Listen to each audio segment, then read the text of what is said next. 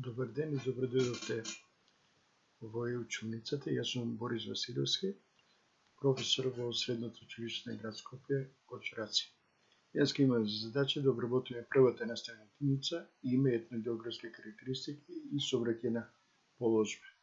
Во рамките на првата тема етногеографски карактеристики на Република Македонија.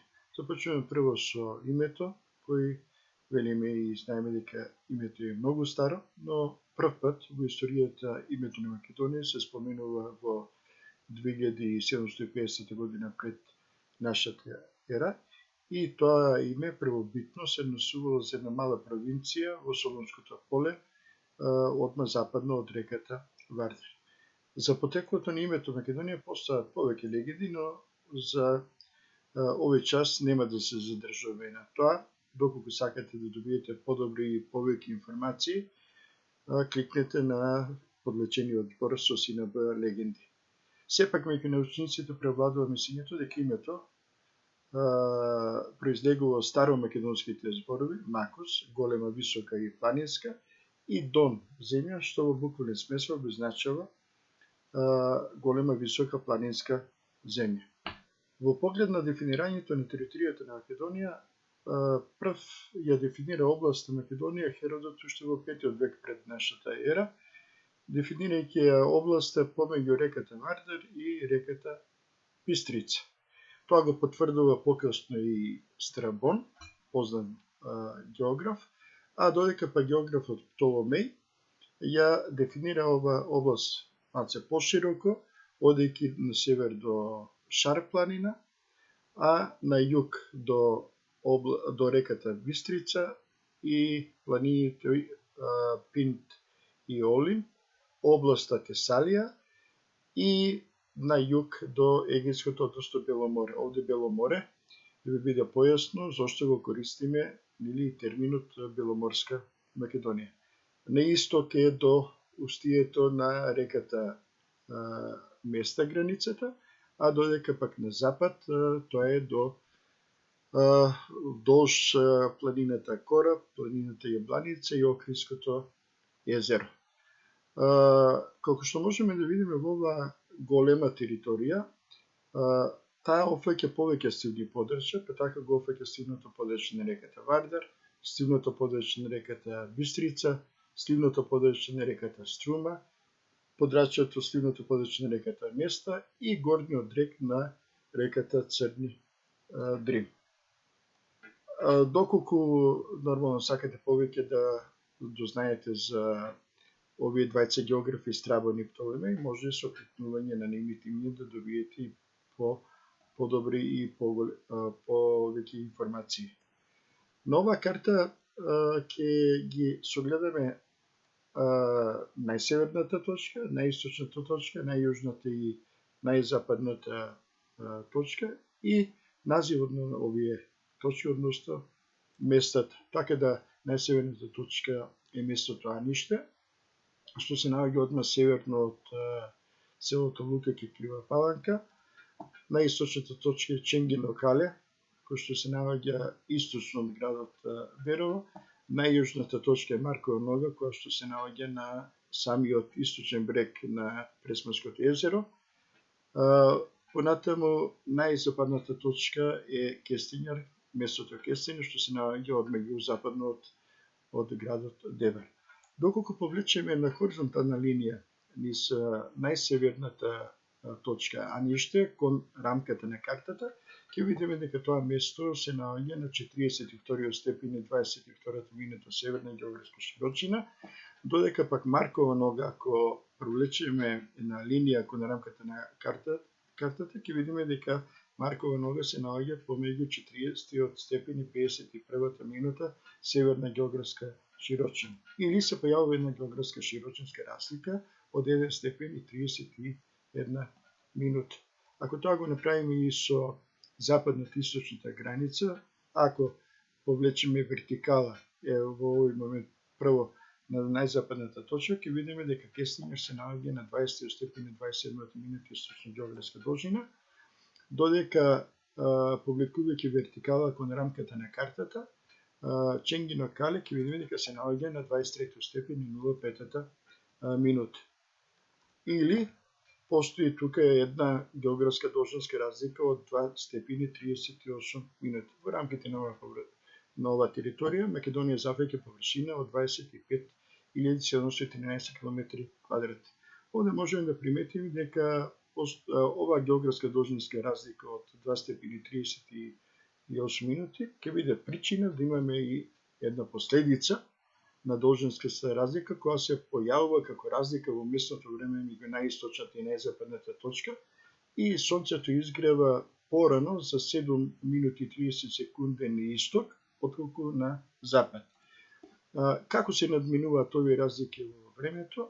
Најдобро е кога ќе ги посетите и линковите со кликнување на овие два збора разлики и времето и ќе добиете исто така многу подобри информации за промената на времето во она така наречено летно време и зимско време со поместување на часовниците. Во поглед на природните и етничките граници, Македонија зафаќа површина од 68.451 км квадратен. Меѓутоа, за жал, со Букурешкиот мировен договор во 1913 година, оваа територија се дели помеѓу победничките сили на Балканските војни и оваа година представува една од најтешките и најцрните години за надежда на Македонија и македонскиот народ, затоа што целата територија на Македонија се дели. Па така Грција го добива целиот егејски дел со највисок процент од 50,3%, понатаму Србија го добива Вардарски дел или 38,6%, Бугарија го добива Пиринскиот дел со 9,9% и мал дел добива Албанија од 1,2%. На оваа карта овде можеме да видиме како ја снемува територијата на Македонија со делбата на територијата помеѓу овие држави.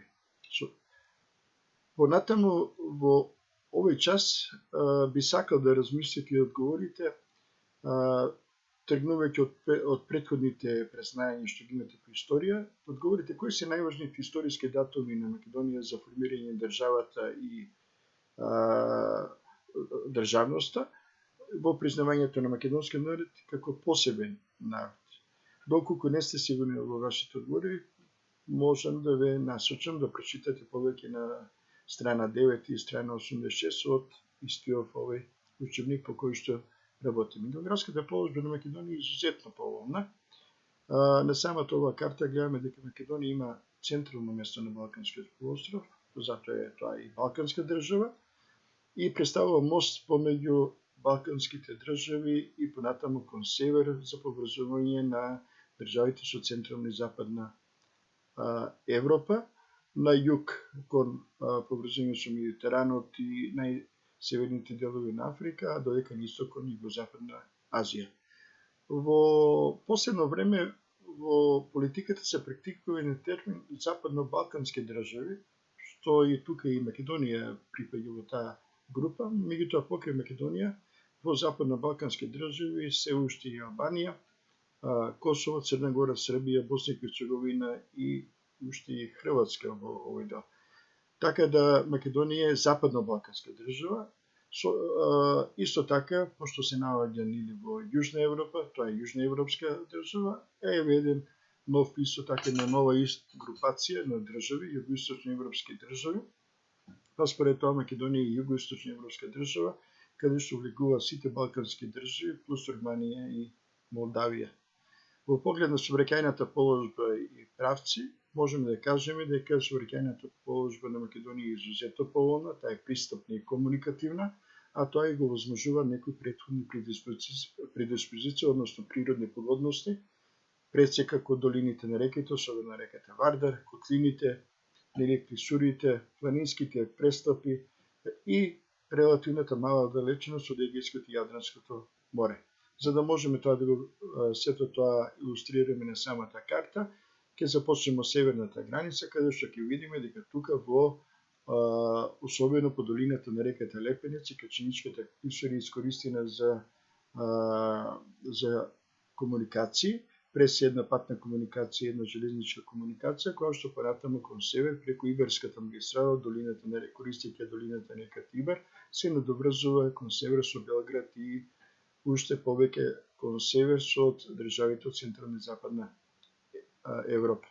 Овој простор исто така е природна погодност, тој е Кумановско-Пешевскиот превој, каде што можеме да видиме дека поради малата надморска височина од 450 метри, имаме тука значени меѓународни комуникации кои што поменува се пред се тоа е коридорот 10 или со меѓународна ознака 75, која што води низ нашата држава, а кон север по долината на реката Морава, кон Белград и државите од Централна и Западна Европа, а на југ понатаму кон Егејското море. Тука имаме исто така и една железница, така да кон север имаме две главни патни магистрали, две железнички линии. Ако погледнеме на исток, ќе видиме дека тука исто како природни погодности се котлините, долините на реките и планинските превои. Па така, например, користејќи ја таа погодност на Кумановската котлина, Кривопланечката котлина или Славиште и долината на Крива река, води источната магистрала, која што преку планинскиот превој Деве Бајр, понатаму се надоврзуваме со Кюстендил, односно со Бугарија.